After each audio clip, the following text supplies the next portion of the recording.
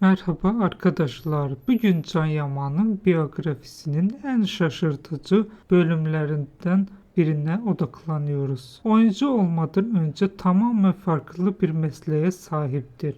Ve bu sadece biyografi süsleyen bir detay değil, hayatının ciddi ve gerçek bir dönemidir. Liceo Italiana'da İstanbul'dan mezun olduktan sonra Yeditepe Üniversitesi Hukuk Fakültesine girdi ve 2012 yılında eğitimini tamamladı. Bu süreç onun disiplinli, kararlı ve akademik olarak güçlü bir yapıya sahip olduğunu gösterir. Mezuniyetin ardından Bicvateo Hois Compers bünyesinde çalışmaya başladı. Üstelik yaptığı iş birleşme ve satın almalar gibi oldukça karmaşık ve sorumluluk gerektiren bir alandır. Bu sıradan bir başlangıç değil, ciddi bir kariyerin ilk adımıydı. Ayrıca biyografik kaynaklarda Dünya Gazetesi'nin vergi bölümünde yazılar yazdığı da belirtmektedir. Bu da onun profesyonel anlamda aktif ve üretken bir dönemde olduğunu gösterir. Ancak hikayenin en önemli kısmı bundan sonra başlar. Can Yaman verdiği röportajlarda hukukun teorik yönünü sevdiğini ancak praktiki ofis hayatının zamanla kendisine uygun olmadığını fark ettiğini belirtmiştir. Kendisini aktif, enerjik ve hareketli bir insan olarak tanımlayan Yaman, kurumsal hayatın katı yapısı içinde kendini sınırlanmış hissettiğini ifade etmiştir. Bu durum onun hayatında en önemli dönüm noktalarından biri olmuştur. Ve burada önemli olan şudur: bu mesleği başarısız olduğu için bırakmadı.